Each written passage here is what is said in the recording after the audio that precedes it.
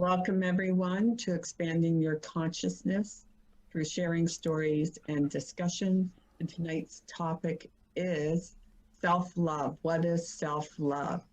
And in the New Age movement, everybody talks about that. What is self-love? In the New Age schools, they talk about in order to love others, you have to love yourself first. So I thought this was a topic that Ken was interested in. So I'm going to just let Kenny carry on with this topic. Okay. Sometimes we talk as if we knew what we're talking about, but if you actually get into it, we really don't. So I was a member of a school. I call it a New Age school, but they might be offended if they were to hear that. But that's what they were. And they were a group of healers. And actually, it was a really good school.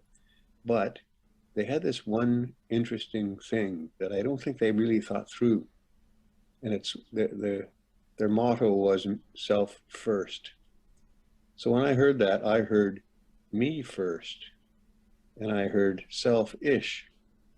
And I heard all kinds of things that were not characteristic. They thought they were a school of light and love. And I thought, well, self first isn't all that light and it's not all that loving. So I thought we could just talk about those words, self-love, and what is the self? So I'm into Buddhism, and Buddha had some very concrete ideas about what the self was, and specifically what the self is not.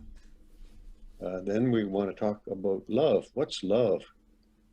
And then maybe if we really sort that out, we can figure out what self-love is. Because I think that self-love is a horrible thing. It's a cause of, for example, what do you think the Russians think of their view on what they're doing right now? What do you think the Ukrainians think? They're inspired by somebody to go and kill Russians because they are right and we're strong and we're, all those war type feelings. But when this is all over, hundreds of thousands of human beings will be dead. And that's because of self-love, because of me first, me. It's all about me. And why don't we think of the other guy? Why don't the Ukrainians think, well, what do these Russians want? Why don't the Russians think, what do these Ukrainians want? And then, well, we're right. We're going to go and do the... So I don't want to beat a dead horse here, but what I believe has happened, and the reason self-love is so important is, or at least it's thought of as so important, is because it's construed to be the opposite of self-loathing.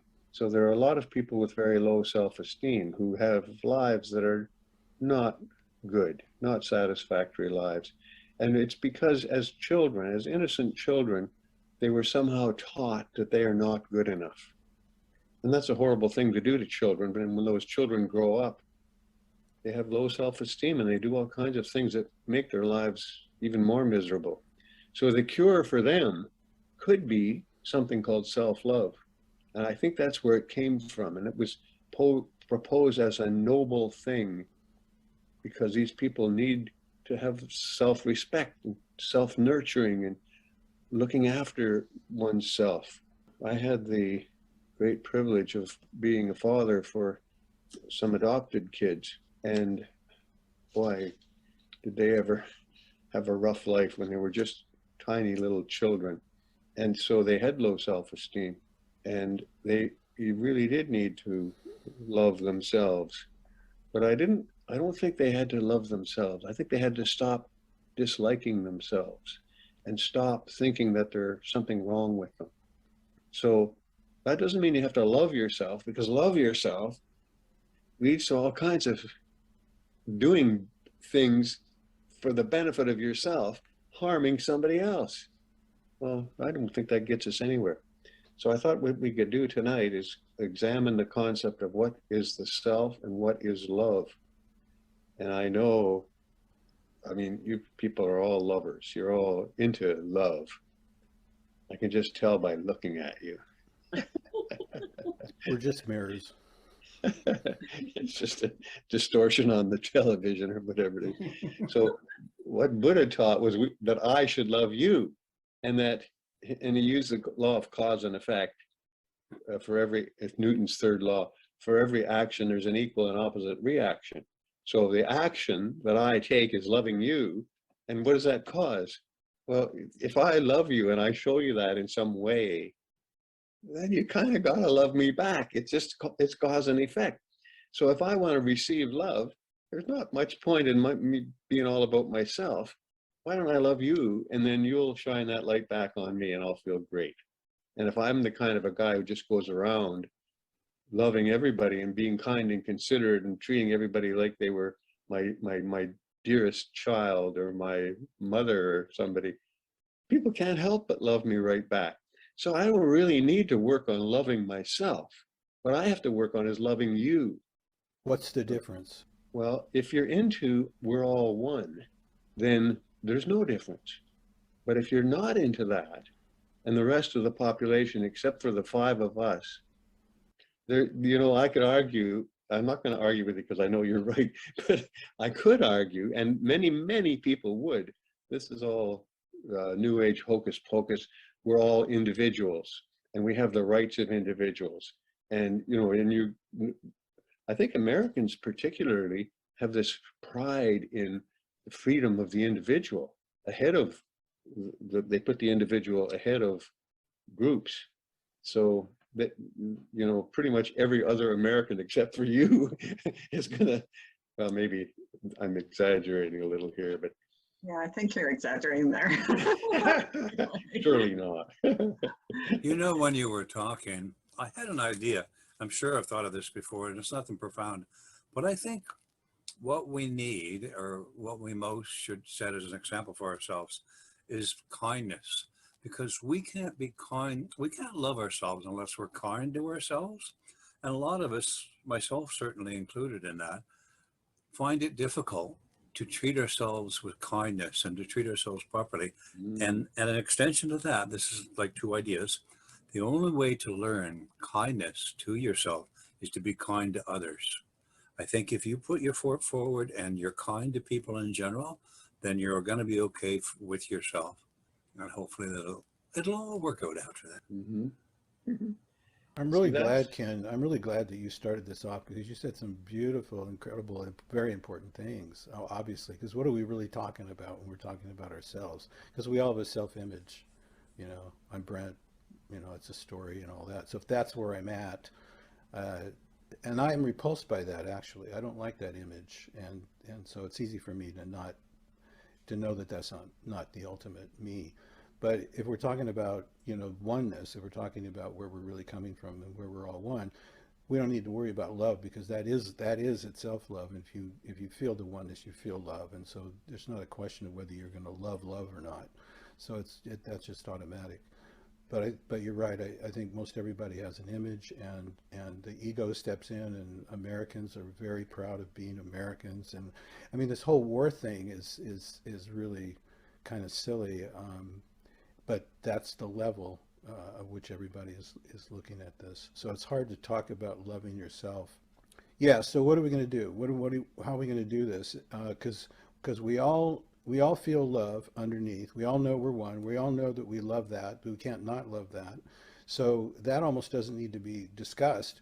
It's the other part that needs to be discussed. But who wants to talk about that? Because I don't love myself. Like, I agree with Ken. I mean, the image that I have of myself, the human being, the person, that is a story. That has no reality whatsoever. It's just an image. It doesn't correspond to anything. So I don't love that. I guess the best way to say it is I don't love it and I don't not love it. It's just what it is. So anyway, that's my 2 cents for the moment. Kind of like you have to start somewhere. Like if you were, and I'm sure we all were loved at one point, if you were never really loved, not you in particular or anything, then you're never going to know love and appreciate that experience associated with somebody else. You're never going to love back because you haven't had it in the first place. I think that goes way back to nurturing, childhood, even infancy, all those things. If we were well taken care of And that's the whole thing about family and relationships. You got to grow from a strong base or a good base. And if you've had that, then you'll usually come out the good side of things. And maybe, you know, when they talk about Canadians, and Canadians are kind people and they're nice and everything, I think one of the reasons why we are is because we've had it so good. We've never had the turmoil that the Americans, and that's just a small example, but go to other countries in the world. Diane, you can attest to this. You've been around places that have had suffering and hardship. We've never had that. We can afford to be nice. We don't know anything else. And that's great, but not saying we're all that nice because of it. I will tell you, when I think of, you know, places I lived in overseas, some of the kindest, most generous, helpful people were Americans. So, you know, I will tell you that because, and you often hear Americans live in their little bubble and that. Yeah, sometimes, you know, you meet those oil wives, right? Because of insurance purposes, they're not allowed to venture out like teachers can, international teachers, right? So they do live in like a little bubble when they're overseas, right? Really, when I think of the people who have had some of the greatest impact on me in my experience overseas, in a positive way, they were the Americans. So I do think, and I know this because I went through university very older in life, right? Because I had gone through a career in that. So I was working full time, plus upgrading my skills and getting degrees in that later in life. And I really felt that there was an agenda out there in the universities in Canada, and I'm sure it's elsewhere too, to be very anti-American.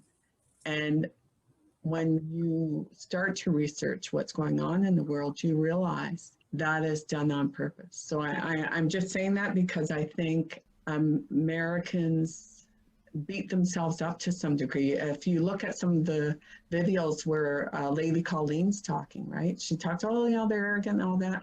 I don't think that's the case. Yeah, you meet the odd one, but I've met arrogant Canadians, you know? So yeah, I do think it's important to kind of know what's going on. We are not separate from our societies. We're not separate from the manipulation of media. We're not separate from movies and the images put in movies, you know? All of that impacts us in some way. There could be, that could be a cause of some of the self-loathing is the media can beat up on certain aspects of ourselves. And yeah, but yeah, you have to, I guess you got to work your way through that. And the self-love thing, it's like, yeah, you got to hopefully know what egotistical is and what trying to feel good about yourself is. Yeah. And it is like what we've been talking about. It's a projection. You're loving this person, and the Hindu way of it, you know, you're the divine. The divine in me, it recognizes the divine in you, and that gives you that sense of oneness. And I think that's like you said, Ken and Bear and Brent. It's, you know, you love, and you will get love in return. You might not get it from the person you're loving. You know, you're projecting love. It doesn't always work that way, but it is a cause and effect. You send that love out, it will come back to you. Maybe not, or, you know, direct, you know, one-on-one, that I love you, so that must mean I'm going to get something back from you. That's ego right there. But, you know, it comes down to, I'm oversimplifying this, but I just got to say it because it's a magnet on my refrigerator. I was thinking of that, yeah. And it might not be the one you're thinking of. It's be the person your dog thinks you are. Boy, that's high standards. And I mean, almost every dog I've met just like has unconditional love, right? So they're just little love machines. And but I mean, yeah, you know, hold yourself up to that standard, you know. That's a good one. I like that. I I still think we do have to know what goes on in the world. We do have to really have a good understanding of that. Because, you know, it's easy to say things like, oh, be kind to others, be compassionate, be this, be that. But sometimes it's hard to really feel that, right? So I agree. think you have to have a broader understanding. Like, you know, why do I feel awful about myself? Why do I feel like, I feel old, or maybe, I should color my hair because it's graying here, like all these things, because we see these images, it's like, Ken, you and I and Dave were talking about weight earlier today, right? And what did I say? Just make a joke about, because, everyone's obsessed about being overweight and all this sort of stuff. I said, I haven't met a scale that I trust. They Right? all lie. They all lie, They right? all lie, yeah. A joke about stuff like this because they bombard you. Advertising everywhere, on radio, this, blah, blah, blah. We are not separate from the information that we are bombarded with all our lives, and parents, how parents should behave and how children should behave, all this stuff. And with purpose too, right? Those information that we are bombarded with, they're purposeful. They do that to us with a purpose. Yeah, we can be human beings, like humanity, nature, and all things that we talk about, but we also can be machines. Yeah. Just get up in the morning, go to work, come back, worry about their hair color, dress, and then just go and consume, buy, and then just repeat, right? So that's what they want from us. Like that's the media, especially, right? Yeah. So that's their purpose. That's what they're doing to us on purpose. And then on this other hand, there are people like us seekers, like we are like after something else. So what would we do in place of that consumerism, up in the morning and all that kind of thing? Do you have an ideal, if not for other people, but for yourself? Yeah, what would you propose an ideal day would be for you? You'd go to give it a charity here, you go, give somebody a hug there. That's all nourishing. But what's the replacement for it? Okay, I think that this is something that we all like talk about, like in all of our sessions, just like getting to know ourselves and what this universe is about. And that's like just solving those puzzles, and on the way of doing that, just getting mature, just getting those experiences. Just getting better at it? It's getting better, because life, as you think about it, is just a path, it's a journey that we are like going through, and we're learning about ourselves. And we are just on this learning. So we journey and experience. That'd be a good fridge magnet. Yeah. No way. But I just want to journey getting better. Sorry. Yeah. About 3 years ago, it was before COVID anyway. Okay, I went with 2 friends to the Shambhala Center for a meditation. Okay, and after the meditation, everybody gathers and you sit in a circle, and everybody taught, the leader, talked about, it wasn't a monk, or a lay monk, and, talking about, be compassionate, be caring and kind to your neighbor and all this. But the whole conversation was very superficial. Mm. Really, you could feel it, right? How do you apply it? Superficial. So when I left there, I said to my friends, you want to know when I felt compassion for humanity? When I found out what's going on in the world. When you really understand what's going on in the world, you can have great compassion. Your heart opens up and you totally have compassion, not just for yourself, but for your parents, for your grandparents, your siblings, your cousins, your friends, your neighbors, everybody, because you understand more of what the world is about, and also what you are in this world and why they do what they do. Right? Do you think that just comes with age?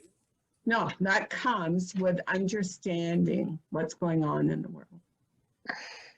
So when it comes to self-love, well, I think to some degree that comes with opening your awareness, like broadening your understanding, right? Like I remember most of my life, especially through my childhood and probably through my 20s and even my 30s and now, I always daydreamed a lot, and I always felt I'd rather be that character in the movie or that character on TV, or I'd rather be that classmate, right? I wanted to be anyone else but me. But as I started to really, explore the world and how the world works and our relationship in the world, I realized at this age that I'd rather be me more than anyone else, right? Because I had a greater understanding of who I am in this world. I have to comment. Okay, yeah. Go ahead, Kelly. Sorry. I mean, like when I was younger and stuff, I had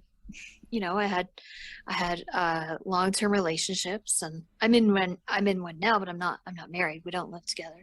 That's fine. And because I think a part of it is that I do have good self-love. So I don't need somebody around me all the time. I don't require that. It's not necessary for me. I'm very, very, very comfortable with myself.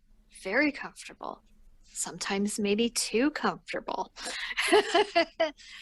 And as far as because of that, because of my self-love, it's not that I don't love other people. I do. Because I have good self-love, I'm able to love other people. But also because I have good self-love, I'm able to be alone and be fine with it, and also learn what is really going on in the world, and go, oh, okay, wow. but not be down on others for not, and understand that everybody learns differently, right? So yeah, that's what I have to say. Do you think your puppy helps you in your understanding of yourself? I know this is a sidetrack, but I just remember you with your black lab. Is that a terribly big bonus for you? It has been for me. Yeah. Well, I You just know think what? I think of you. Oh, sorry. I think of you in your blind state. That's not very Yeah. cool. Oh, I don't But you know care. what I mean. I have a sighted state. Yeah. And who do you turn to when you no longer are satisfied or bored or whatever, turning inward, and you want to turn outward? You're Yeah. limited in your scope and how you do that. But if there's always that puppy there, I can I know. imagine. Yeah, I can imagine that being very nourishing and very comfortable. It Just is. necessary a lot of times, I bet. Well, it is.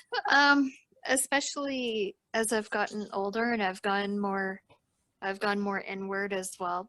Yeah, I find that I find these days, and for a while, yeah, I find that it's sometimes much easier to just communicate with her as to what I want, or because she listens. It's nice. I it's not to say that I don't communicate with people, because I do and I enjoy it, but I mean, if you communicate, so you just never know, like sometimes what how to communicate real deep thoughts to people, because people are quite often very emotional, and that can be kind of a headache within itself if you say something that they disagree with. So I envy so you, yeah, Kelly. yeah. I envy you. Well, thank you. That's kind of cool. I think Thank Brent you. was trying to get in there. Oh, it was just something Oh. that Diane had said. There's a song by Boss Skaggs And part of it is you can be anyone you want to be. So why you want to be somebody else? Oh, that's good. Yeah. That's not Lido Shuffle. Hmm. I have no idea what you Back just You to said. don't know which one it is? Yeah, love You I- can be anybody you want to be. Why be someone Yeah, else? I like that. Yeah. No, I don't buy that because I don't think you can be anything other than what you are going to be in the next instant because of whatever desire you have to go in that direction. Well, But it gets you thinking. I still think it's kind of interesting to look at that. Like if you do really want to be somebody else, you Mhm. because you but still that's good too because that gives you're getting an idea that maybe you didn't have before. Maybe somebody is living a kind of a life that stimulates you. Maybe if you think about that, you'll figure out a way to be stimulated in a way like that or a different way. Maybe you just need to understand that you need some more stimulation, and that person is showing it to you because you want to be that, right? So that can be a good lesson right there. Well, no, I think, well, maybe to some degree, but like when I think of my teens and all that, what do teens do? They're into celebrities, they fantasize being something more than what they are, right? So, and I would think a lot of teenagers, maybe I shouldn't generalize, but I think, a lot of people would reflect on their teen years and think, boy, that was a tough time in their life, right? So, who knows, whatever.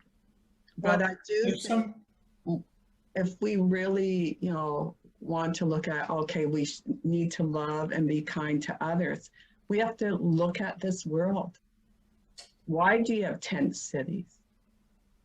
Why do you have people struggling and holding down 2 or 3 jobs or working 12-hour shifts, for like 5-6 days? Like why? What's going on? If you truly, truly care about humanity, I think it's important to ask these big questions and find out why things are the way they are. Like, Yeah. like just in my 63 years, how it has changed, from when I was younger and the lifestyle I had with my parents. I was from a working class background. And I look at the life that people are living now, I go, wow, like the change is incredible. Well, I can tell you one reason for that, and it's because people love themselves at the expense of others. So some of these, I feel sorry for one particular kind of person that you mentioned. That's the kind who have 4 or 5 part-time jobs because they don't really have a lot of skill, or they don't think they do. Maybe they're low self-esteem and they're being taken advantage of. But the people taking advantage of them in the example I'm thinking of are the company Loblaws. I suppose you could name 100 companies, but they don't want to pay that extra that they'd have to pay for full-time employees. So they hire many, many part-time employees. And then those people have to struggle to stay ahead of the game by having one part-time job after another. So that can be traced back to lack of self-love by the employer. It's all about themselves and their company, and they're going to make lots of money. And how can I make even more money for me, because I'm so wonderful? See, that to me is what happens when you unleash the dogs of self-love. Becomes selfish, and all the problems that Guy is pointing to, they come to the surface because some people aren't really Superman. They just struggle. Well, Well, who's going to help them? But you do have investors, right? So they're thinking bottom line, right? Yeah, Well, they have to make money. I can save some money on these labor if I just screw the. Oops, sorry, did that word slip out? Well, they're not well, aware of love, are they? The kind of we're talking about. I mean, even love laws are not that bad, like Canadians, compared to what's going on in the world, right? They Oh, still yeah. get like, that is still like someone's dream, right? So Yeah. coming we're- from places that, well, here's something. So, like when I was like 15 and 16, I started noticing things were going really bad. And I just around me, nothing in my life, things were going great. Things were going fantastic in my, my reality or whatever. But I would go to my high school because, Diane, you were talking about teenagers earlier. So this is why I'm kind of, I'd say maybe around 17. And I just started noticing things were going really downhill. And I thought, wow, why? I noticed, just fashion trends were going down to hell. The school itself looked awful. It was horrible looking after a few years of being there. Just things were really going down. And I remember I said to in the school system. yeah. I said to a teacher at the time who was really close to it, I said, wow. I said, oh my gosh, have you looked around you lately? And he said, yeah. He said, probably the last 5-6 years, I've noticed a decay, an absolute. And I said, yeah. I said, I'm noticing it now, and I'm only 17 years old. I noticed it. I didn't want to be a part of it. I mean, the first 3 years of high school I really liked, but my last year I hated it. Couldn't stand it. Wanted out because it was just so awful. Yeah. And Kelly, sorry about that, but I do want, because that I'm sorry. Decay that you see, and it does start to show up. Starts to show up even in things where we should be able to express beauty. Mm-hmm. And uplifting things like the arts. If you look at how things have changed over the years, it's not like that anymore. So anyway, we're talking about self-love, and we're talking about and loving and caring for others. I think it has to be a balance between the two, and we are not separate from the bigger picture of things. Mm-hmm. I agree. I also think, and this is very controversial, but I was very much a feminist up until the age of 60. And then I started to explore more, because when I look at the Lower East Side of Vancouver, I go, if you really want to know the importance of the nurturing of women in the home, I think that is important. Because if you have a stable home life, you have a stable society. If you have women taken out of the home and in public places that everybody says, oh, public's great, look at the power they have. No, the most important role is building a stable home for a stable society. And now you have women. I know that because I worked in, the city of Hamilton for 17 years. And I worked for other companies, Levi's, all them for years. What do? You become another taxpayer. You go in, you work your long hours and all this sort of stuff for someone else to eventually come in and change everything anyway. So you're just giving your soul to this corporation with nothing really afterwards, except maybe a pension, right? So do you think, I think that this does relate to self-love, because like in my home, my mom worked 3 days a week, but she only worked, her boss was really, really nice and allowed her to pick me up from school and stuff like that, right? And then the other days out of the week, she stayed home, right? So I think that I think that actually did allow my sister and I to develop really good self-love. I think that kind of nurturing environment does help you. Yeah. I get a bit mixed up in the semantics. There's the self-love that's good, and then there's the self-love that's just about me, the ego. And I think that there's the love that comes from within you, that is the love that you can share with humanity. And I think also that gets back to what Diane and Bear were talking about, that the home environment. And again, this goes back to, I forget exactly who said it was, but it was a Tibetan Buddhist. So what's the first thing a newborn experiences? And it is almost always the love of the mother, right? A nurturing act.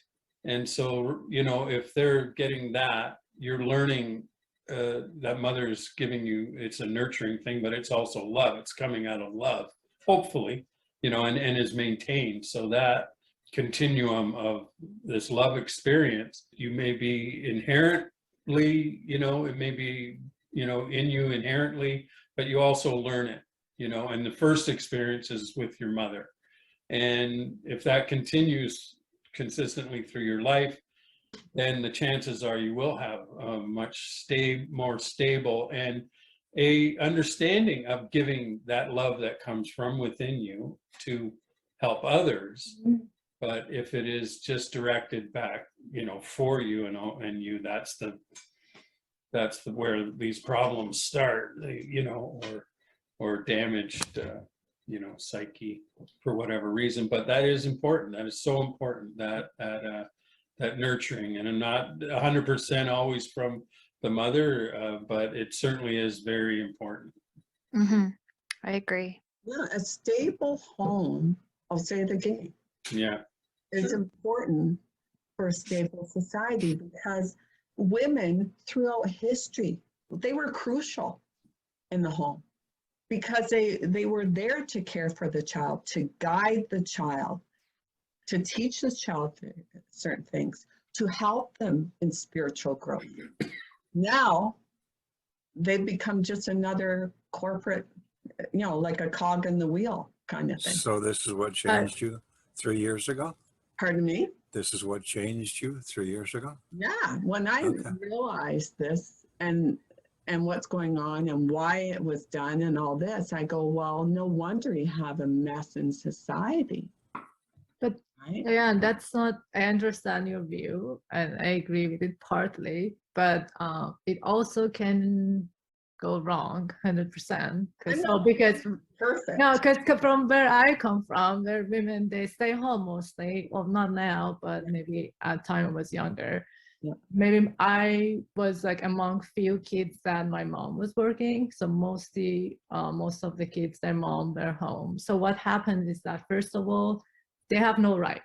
And then secondly, it's their dad too, right? So their dad would take advantage of mom. So it's not going to be the mom all the time. It's going to be dad and mom. Dad's going to be like bringing the food. So it's always, it's a dynamic. So I feel like it's very important to have that choice so they can also work to just get that experience. And then corporal, like, you know, they take your, so I 100% agree on that thing. But this other side just, because that's what happened in our society, that women, because they stayed home, they have no rights. So even if they divorce, first of all, they can't divorce. It's really hard for them to get divorced. And then if they can get the rights, so even they don't have the rights of their kids. So they have to go and fight it, and they might never even get that. So then there can be other problems that can arise just from them staying home. So I think it's actually really important for them to come to society. So I think it's a balancing act. And I understand how it's different from here, from your view, because you already got that. You already have the power of vote. You already know women are already active. So you're kind of like, you know, well, yes, if they want to be taken advantage by corporates, you know, well, they can have this nurturing, like, you know, act at home. But from where I come from, it's all taking advantage of them just because of their staying home. Is often marriage the only real security you have as a woman in your old culture? It's not even a security, because yes and no, because first of all, it's like a path that, women are there to get married and have kids, and that's the role that But if you think about it, that is one of the roles, because we are still human, very much so. So that is one of the roles, right? So after we got married, after we have our babies, maybe like 6-7 years after, then we still cannot go to society. So we still have like, you know, we can do still all these great things, right? So that's part of it. But they don't understand that. They're like, no, this is your role. This, you have to fulfill this role, and that becomes very problematic. I mean, in Iran and other countries too. So as long Wonder. as Go ahead. as long as we're identified with some egoic identity like gender or ethnicity or nationality, then we're going to be filled with these stories, and we're going to have all these stories to tell about what happened in the past, what happens, the slow process it takes to get better. So the idea, I think, part of the purpose that we're here, if there is a purpose, is to see what's real and see what's important, and that would be oneness, and that would be love, and all the good things. So we can talk about all this stuff that's wrong, but I think what we should be doing is trying to see what's going on in a realistic way. Like if you believe there's a God, then all of this is happening for a purpose. And I'm in this other group, and I'm reading this book, and it says in the book, it's really interesting, that Satan isn't who you think he is. Like Satan is operating under the auspices of God, and he's presenting dilemmas and stuff like that to us that causes us to have to figure out what to do. Like, how do I respond? What do I want to do? So this is all a schoolroom in that sense. If you Of course, yeah. believe that, so there isn't any good or bad in any of it. So again, it depends on what perspectives you're talking about. Exactly. Right? There is no. Exactly. So if you're going to be identified in that perspective, you are going to be unceasingly bothered by all this stuff that goes on, because it's worse everywhere else. I mean, there's always a place where it's worse. And I mean, already 1 billion people go to bed hungry every night on this planet, and about 750 people don't have clean drinking water. So, I mean, we can go into all that, but I think the point here is for us to see it as not being good or bad, figure out, okay, what am I supposed to do here? Am I supposed to wallow in this and talk about this and feel bad about this for the rest of my life? Or am I supposed to, in this moment, start waking up to the fact that it's here for a purpose, and don't get attached, to stay back, stay unattached, and get into the love and the oneness so that you can be a beacon for it to others, because that's the best thing that anyone can see, is somebody else who's not attached. That's why Jesus and Buddha and all these people were so loved, because they weren't attached to anything. They weren't looking, they weren't judging anything, and they were saying there's a way through the middle of all this that will take you where you really want to go. So that, I think, should be something that we should be giving some thought to here, because otherwise we're going to be talking about how bad it is all the time, and that's evidence of not being able to see what's beyond this. You know, it's like being trapped in an identity as a woman or a man or whatever, then you're stuck in that. But if you can see past that, and that's not what you are, and you don't know who you are or what you are, but there's something underneath the ego that we all know is there, and we're all in oneness with it. So can we speak from that point of view? Can we start getting into that point of view to see where we might travel? Yeah, exactly. That's why I said we're all human. So when you think about it, like we talk about on a human level and on oneness, and then knowing that this physical world, we come as woman and man, there's a duality. But also, for example, I know that there are parallel universes. So we all also get to go through different roles, as like I already experienced the role of a man too, or the role of a person who's not born in a developing country. So that is too. So I know all that. So again, there's two perspectives. Like, let's talk about as a point of view of observer. And then, so once you know that, you still want to go and help with this situation and kind of pinpoint them. What is the problem? So how can we solve it, right? So it's not like, let's just be an observer and like, you know, have nothing to do with this. You want to be an observer, but still, okay, then get back and then let's see what the problem is and let's fix it. But just for the sake of this, actually, I want to talk about something else, self-love. I feel like what Dave mentioned, that there's a self-love that is good and bad. So how I see it, it's self-value. I don't say that self-love, because self-love is just the ego. And self-value is just, again, I think they mentioned the divinity inside you. So once you understand that, like truly understand that, that's the self-value. And once you understand that, there's not going to be like a low self-esteem, or you're not going to sell yourself short, or there's not going to be these celebrities that would do things for money. So once you understand that divinity, that is self-value, and that's what you want to work on to find it. But I think it's something that people usually mix when they talk about self-love, that actually they mean finding your self-value. But self-love, we all born, like when we come to this world, we are all 100% in love with ourselves. Like we love our mom because we love ourselves, because it's the resource for us. And then as we grow up, I think the whole point of it, well, maybe not the whole point, but one of the things that should happen is changing that perspective of loving myself through loving others.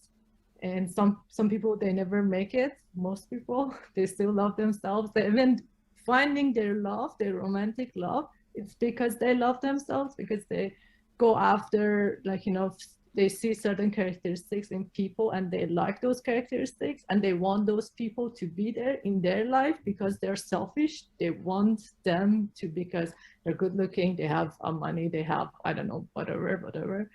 And then even the romantic love becomes, oh, you don't look around, or you don't do this, or you don't look, it hurts me, I will die without you. So it's all about me again, right? So even romantic love is self-love. Unless it's those rare romantic love that just find their way to the books, Romeo and Juliet, we have Layla and Majnun, like just really few people really ever maybe feel that kind of a love. And that love, Can you love yourself too much and end up loving others more? it's either loving More? yourself or loving others. Can you? You Yeah, have to find that shift. maybe balance. But I mean, you can't put all your energies into other people. Like we're talking about, what makes us good people is loving other people. But if you put all your energies into other people, what happens to you? You still have to have that little core to come home to every night.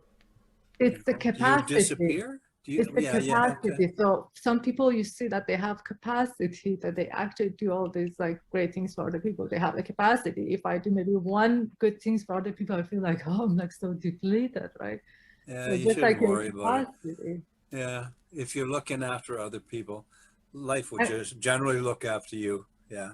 and again, it's not something that you want. It's just something that happens to you. Like love comes and finds you. I feel like it's because of your desire, your way of thinking, your passion, your interest. It comes and finds you. And then once it's inside, you just want to give it to everyone, right? You just like I think Diane said, like, you know, you just like, you said something in the beginning. So you just want to give it to everyone once you find it inside you. But it's that shift that you want to make from loving yourself to loving others. Kenny, do you have anything to add? Because we've Actually. back and forth on the self-love. So one of the things I just want to make sure I draw our attention to is the fact that sometimes we're talking about love and sometimes we're talking about the self. And that concept of self, it may be more responsible for whether self-love is good or bad, more responsible than we think.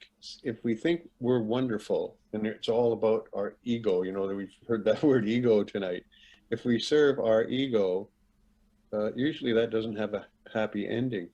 But if we serve other people, even if it's other people's ego, then that law of karma kicks in and all kinds of good things come back to us. So I'm reasonably satisfied with our discussion. I'm just, when we were touching on the concept of identity, that's what we usually think of as the self. So I identify as something, and we were using examples of a man or a woman, and whether we're a man, a traditional housewife image, or a traditional nurturer and all that. So that's a discussion of what the self is. So self-love may have a place if it's, the story I've heard, or the analogy I've heard, is the person who drives the ambulance really is doing a service to the community. He's helping people get to the hospital, but he still has to check the oil in his ambulance and make sure the tire pressure is right and take care of the actual vehicle. So he doesn't have to love the flippin' vehicle, but he does have to take care of it, because that, so if that vehicle, if he identifies with the vehicle as self, then yeah, you better change the oil. That was my point. Yeah, Pardon that's me? what I was trying to get across. That was my point. You can't Yeah. give up on yourself for the sake of loving. Loving has to be encompassing, but you have to be included in it as well.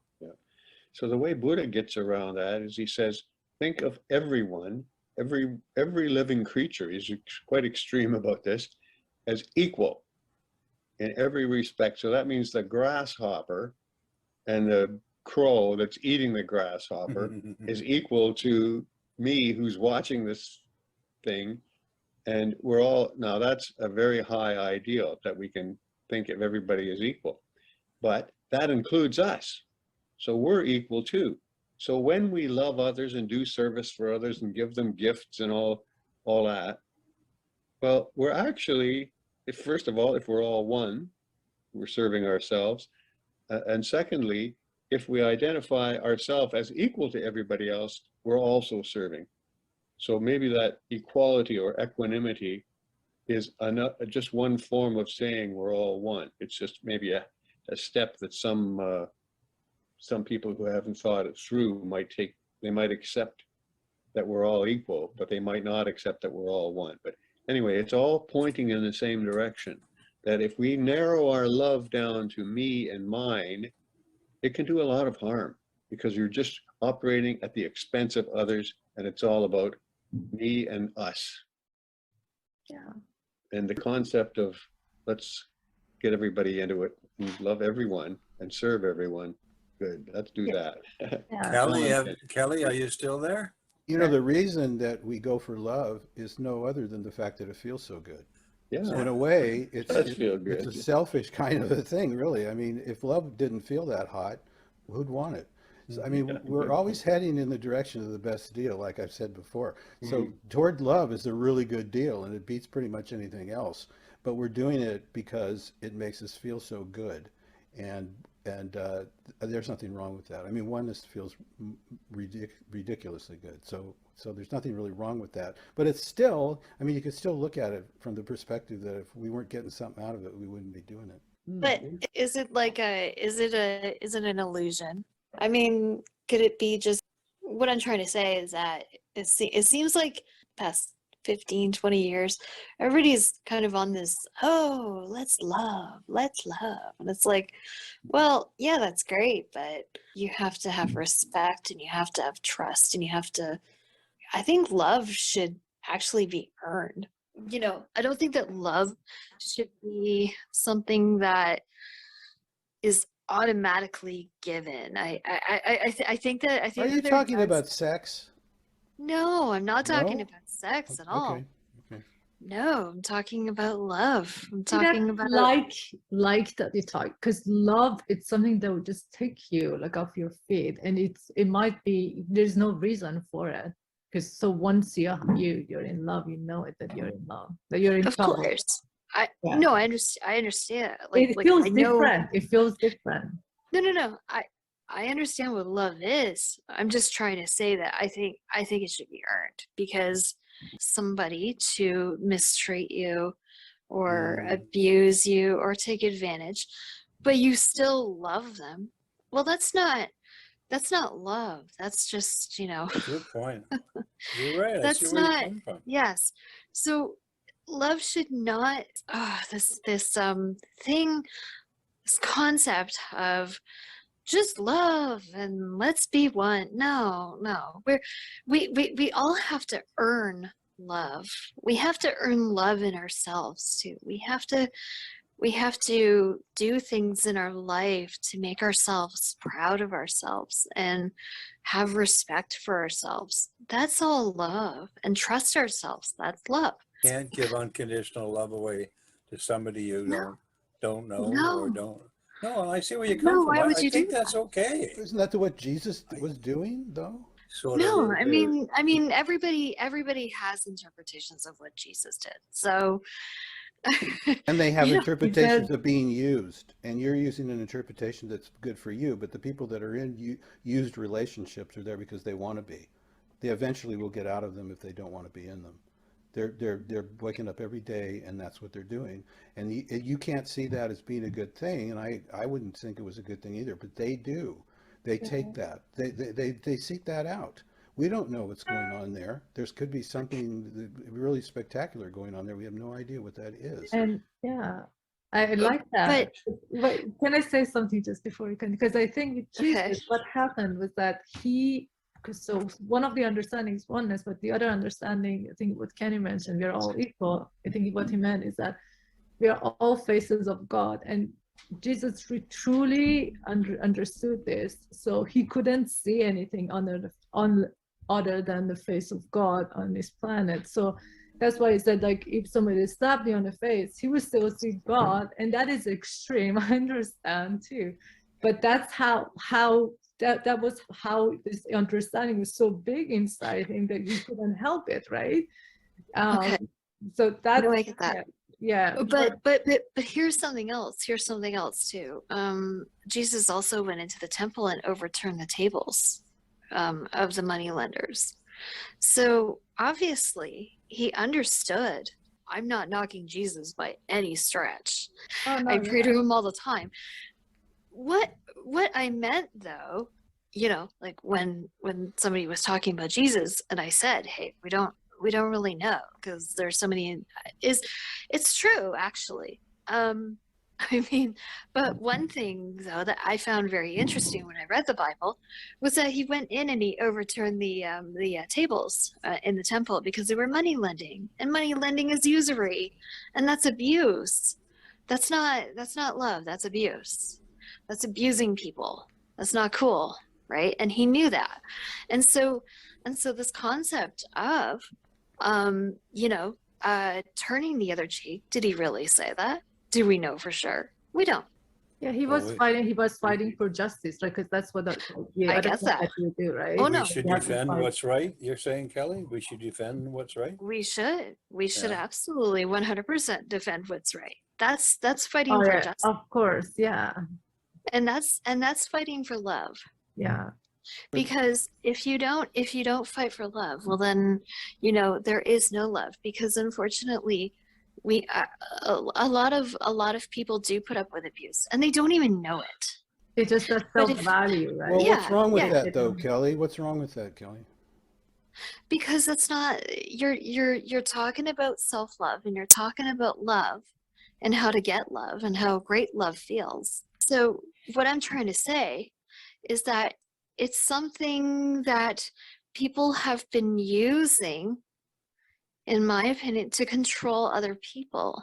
Yeah. To say, oh, you shouldn't feel anger, or you shouldn't fight for love or whatever, because they want to take advantage. So Well, they It's use love as a crutch there are to people justify whatever they I think have so. in mind. there are people that Yeah, like that Listen though. to her, guys. Yeah, But it's also all goes back to the way that we are programmed. So these people, they can be programmed. They might not have that figure. I don't know, the father figure, the mother figure when they were kids, right? No, I understand. So all these, like, the wrong programming also plays into it. So when they are in a relationship, they're like, this is it, right? So that because that programming tells them that this is it, because whatever that they didn't have or like, all those softwares that kind of shaped during, or the subconsciousness. So those are all like faulty files in the mind that just tells them, right? And it's wrong because those softwares and those programmings are wrong, but they don't understand that. So I understand where you're coming from. Yeah. Yeah, I that's don't think that we should just say love and let's love and be, because that's not, Can that's be a form, misinterpreted, right? that's a form of really awful Stockholm syndrome. Well, it's happening under the auspices of God and Jesus and everybody else. So maybe we're wrong in that. I mean, But I understand what Kelly says, though. I exactly understand. 'Cause I also was with those women that they are in the relationship, but it's all about also faulty programs in their mind. So the way that you view love, but is it really love, or because they just, it's complicated. Let's just say, go with what Kenny said, that we know what we're talking about when you're just like, trying to put all these things together. Do you guys think we're living under a sense of usury in today's Yes. society now, yes, with yes. all our MSN and all the lies that we're having to choke down, and the difficulty it is in having a family, keeping a family going and relationships going, through indoctrination by television and all these things? Are For we sure. living that same sense of usury that Christ tried to turn the table over on? 100%. Is that what's happening today to today's society, you guys? Yeah. And that's why I stand up when somebody, like, I have people in my life who, believe that just, give unconditional love. And I always, I kind of debate them on it, because I'm like, why? It's all that Why do you Jesus wanna do also that? turned the table. Maybe it's time for them to turn those Why not? tables, right? Why not turn some tables, people? Man, Yeah. come Yeah, on. exactly. Because they Seriously. don't There want is a to. time and place for everything. They Yeah, don't because want to because of those programs that don't maybe understand, so, right? but they don't want to. And who's to come in and tell them what they should do? And they would fight you on that if you tried Of to tell them what course, to But- do. yeah. Again, but we're they're- going but they're- back to you Yeah. can't fight the program, so it just Well, it's You faulty. can. You can choose to not be a part of it. You know what I mean? Like, we're all going to be a part of it no matter what. I understand that. But we can all choose. We can say, hey, you know what? No, I don't feel like listening to these people who don't have my interest at heart anymore. I Very don't feel good like point. doing that. Yeah, it's not always that easy. It's not. Let Dave. Let me offer you a different point of view, that it's not about other people at all. When you direct unconditional love to everyone, which is what I recommend we do, everyone, even the abuser, if we do that, what we're really doing is developing our own mind of love. And our love mind is getting stronger and stronger and stronger. And if we combine that with abandoning fighting and hatred and all that, then our hate mind is getting weaker and weaker and weaker. So it's not about correcting society, it's about correcting yourself so that you have the ability to love. Some people don't know how to do that. And you need practice and you need training. So how do you get training and practice? Just unleash love on everybody and everything you ever see, and watch what happens to your life. You know what can be one of the best things for you? All of us, like first thing in the morning, start saying hi to everybody. I'm from the East Coast of Canada, and we're known as kind of friendly people, but that's what I end up doing more so than most people that I notice, is I say hi to everybody, right? And not everybody. Some guys is 300 pounds and he's, gonna stomp on me if I kid around with him. But that's what I like to do. And I think that in itself can be one of the nicest things you can do for yourself as well as other people, is to just engage them in that little hello. Doesn't sound like much, but if you can do that, that's very, very nourishing and very good, I think. I'm reminded of a story that relates to this. And I was really deep into my Buddhist practice and generating love. So, love. And I guess I knew I was getting somewhere with it when I was on a job and I'd wired up this house, and there'd been some electrical problems after the fact. And the guy who had hired me started blaming me for all of these electrical problems that were starting to happen. And he was just freaking out on me, right? And he was being very abusive, and he was just going right off his stick. But I'd been practicing, these ways of being, and I just, in the middle of it, normally I would have just, engaged, right? And we would have had a real battle. And I went, I'm not going there with you, right? I didn't say it to him out loud. I just kind of ignored him, and I said, no, I'm just going to throw love at you. I'm just going to love you unconditionally. I happen to know his background and why he reacted the way he did, the things, you know, the way he was brought up. And his father was another guy who liked to freak out. And I just said, no, I'm just, you know, I'm not going to engage. I'm going to sort of take it, suck it up, but I'm just going to project love. I know I love you, right? I know you're a good person. I just went about my job, and actually the things that he was complaining about had nothing to do with my work, but I fixed it anyway.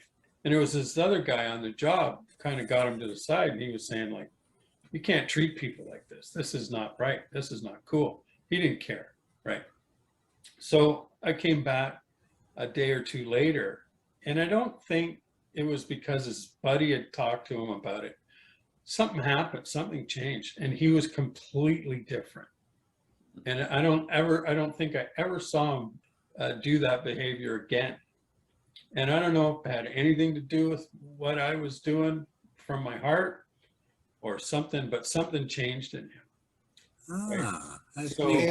I just, yes, unconditional love, if you can, you know, but you don't have to stay there if you know it's not right for you. But some people might just be that at that level with it, and they can just hang in there and give those people that love.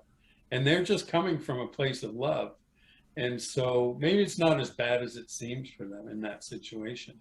I think you just saved him a whack of money, and he's happy as heck. That's why he was your friend again. I was Yeah. actually thinking, just when you were talking about what Kelly said. Kelly, if that made a lot of sense, because if those people, they don't change whatever is wrong with them, they don't go to that journey of self-awareness and self-knowing, whatever even if they get free of that relationship, their next relationship is going to be the same thing, because it's something wrong with them. That's why they attract those people, right? So what they need to do actually is just to go that journey of reflection, self-awareness, self-knowledge, and then just find what's wrong with them. And then maybe just on that journey, they can, like, all these nuts kind of get, you know, free. And they can get free, right? So once they are free, they won't attract those people. So that's another side of it. Yeah. See, I'm not so mean, right? I'm not. No. That you actually raised a very yeah. good, because I was thinking about it, because that makes sense. But then what Dave was saying, I'm like, yeah, that should be it. Mm-hmm. Yeah, what Dave is giving us is an example of karma in action. Yeah. I used to be a man of violence. I was in the army and learned how to kill people. And I studied the martial arts for quite a long time, and also learned how to defend myself, AKA how to kill people. And so I used to think that if I was confronted with somebody who was hostile and aggressive, that he needed to be punched out, and that would teach him something. And now I realize, so sorry, I don't want to go into my self-confession and everything, but please be aware, there's people like that out there. I remember one of my fellow officers describing his philosophy of life. He said, "I'm a firm believer in physical violence." And I thought, whoa, boy, I quoted him on that one a few times and discovered that I was too. And then I realized slowly over the years, I don't think this is working out, because I never got in a fight or anything, or had to, well, never since I learned karate. It's a basic wrong way to be. So it's not up to us to judge and be jury for someone else's mistakes. They have to learn it on their own. Well, that's, yeah. So will they learn it or will they not? Do they, what, you know, we don't know. I mean, is it, how much business is it of ours? So, but if we do the exercise of winding up our love mind, like Dave did, and we just work it. This is what I do. I don't punch people out. I love them. Understand them to death. Way to go, Kenny. That's cool. I'm not so sure about understanding. Just not punching them out is a good first. No, but that's a better way, man. That's a better way. That's cool. That's but good. see, they radiated love on this guy. Well, imagine the power of Dave's mind because of that. See, if you think about the guy, that's one thing. But think about the person plowing out the love in You a know what's very tough nice situation. is the idea that that person might have learned from Dave Well, and that exactly. experience, if it is truly he who would change the situation through kindness Lovely, yeah. and understanding, maybe that person's going to learn. It's like passing the baton or pay it forward. If you can do that for yourself and others, Yeah. then it's just going to keep on going. And that's what's maybe wrong with the world. So Dave, you didn't need to like get into it and say a lot of stuff. You just were there and he had a chance to do what he needed to do, and then things changed. And a lot of times I find that when somebody's ranting, they just need to rant. And if I don't let them rant because I can't handle the ranting because it causes something in me to come up that I don't want to deal with, if I can get if that's not the problem, then sometimes that's all people need. Like some people just need to be heard. You know, just I'll stay strong for you. Self-love. Go ahead, yell at me. you know, you just Yeah, I hear you. you just need that. And these people that are violent, like the course says something like everything is about love or the calling out for love. So when somebody's the violent person, what they need is love.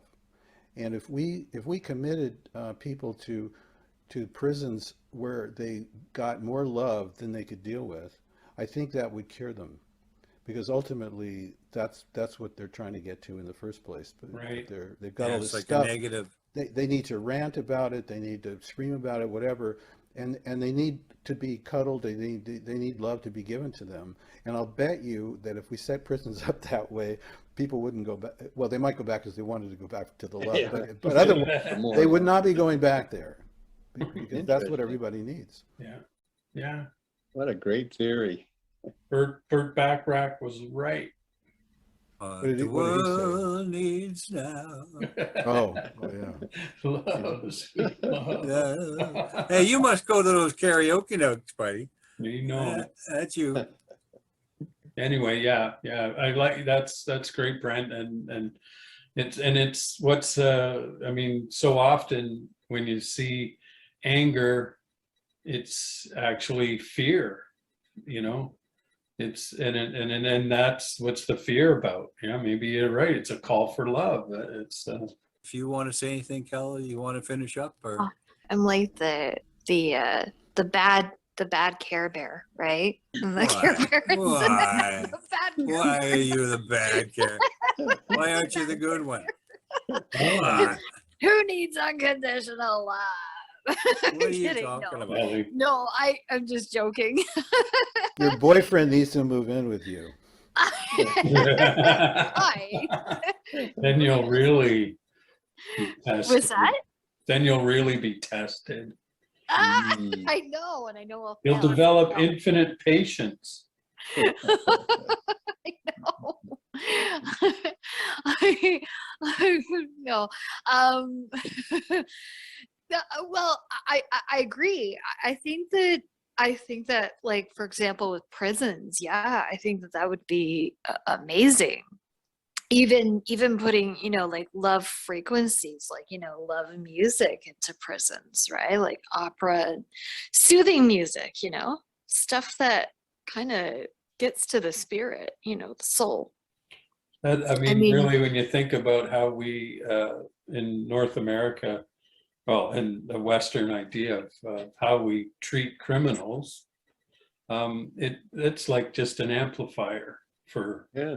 Yeah. for the hate Well- and the misconduct and the it's just the whole concept is, unless you're trying to create a very healthy criminal class that keeps your Yeah. cops and lawyers and judges all busy, That's that's happening. perfect, Yeah. amplifier for it, but it really isn't nothing human about that.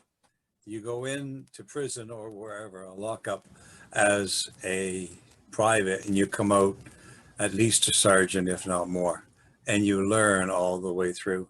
Mhm. There's indoctrination, you're scared, and then you start to adjust and you get good at whatever is happening in there, and you become a better criminal than you ever were. It's So, the bullshit that we all get when we're yeah, kids. You know, yeah, you punish people for being bad. There's a hell waiting for you when you die. See, this goes into children's minds and wrecks them. And this is yeah. the problem we're dealing with. And until people wake up and stop brainwashing their children with that garbage, the world's not going to change. And unfortunately, we don't live that long.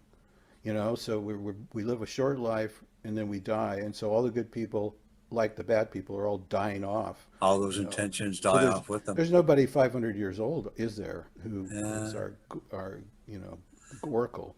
So Maybe yeah, that's what's good about the alien races, because they're all supposed to be very old.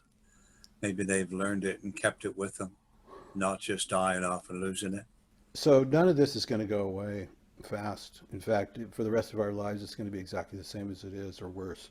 So we're uh, this is not going to change. Like everything we're talking about here is not going to change in our lifetimes because of the reasons that we've been talking about.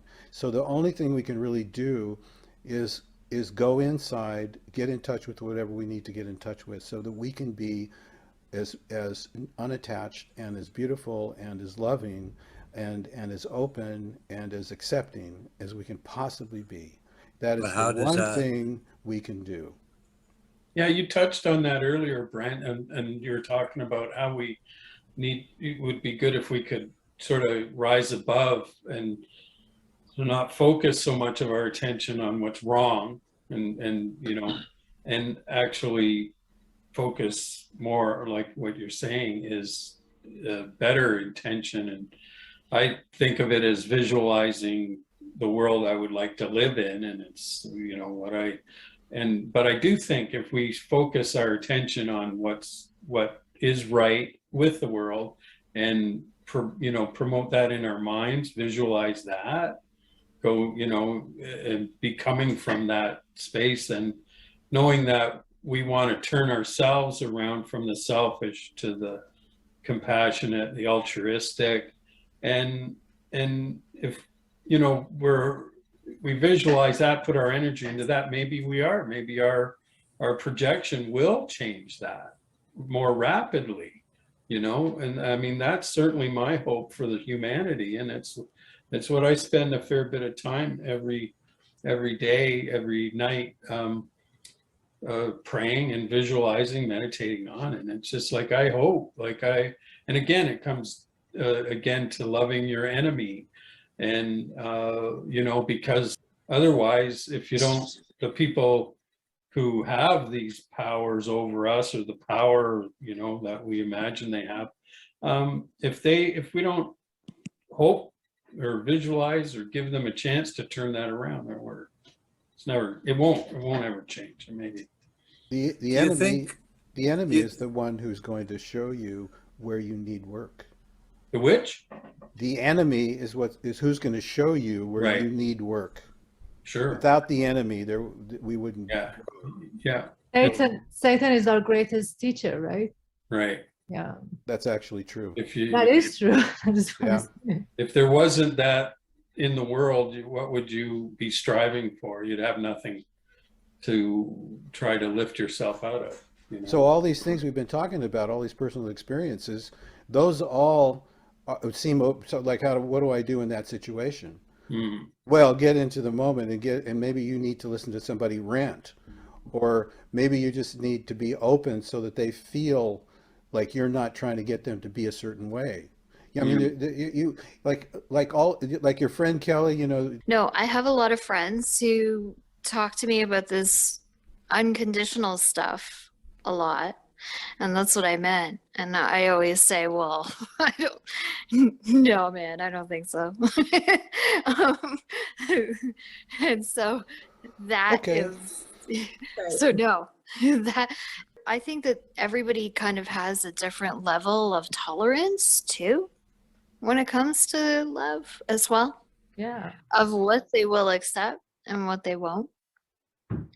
I think that that's also very true. I think that it depends on how much you love yourself again, like how much you love yourself, right? You know? Mhm.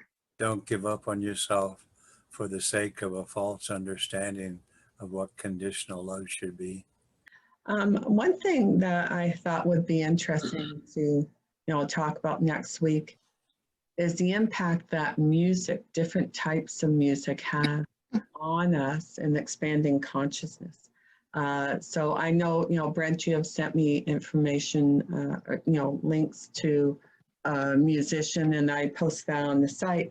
But I thought it'd be interesting to at least pick one piece. It could be a video or whatever. If you send a link to me, and we can listen to it. Nothing too long, but just something that you find very inspiring. I thought we could share it, and let's see what goes from there. So that's my suggestion. Hmm. I like it. I like But it. there is something Ah. about music too. There is what goes on behind the music, and I can send you some of those videos. Then we can just talk about it. Yeah. Just Definitely. one video. Just one video. Okay, I'll send you Can one. you let us like share? I'm not sure I'm going to be able to find links to what I've got, but if Oh, could you let us share individually if we need yeah, to? yeah, do that. Okay. Sometimes there's music that may affect us in different ways, like where one person may find it really uplifting, it may not have any impact on another person. So That's what I thought you were getting at when you suggested everybody send in a song or whatever it is, a piece of music, and then you can compare them, and you see what others see in the music and what you don't see. So that'd be kind of cool. Mhm. Yeah, I like that. Like it. okay, all right. Thank you, everyone. Thank you. You're welcome. Thank you, guys. Good night. Good Good night. night. No. Bye. Good Nice to night. see you Bye. all. Good night.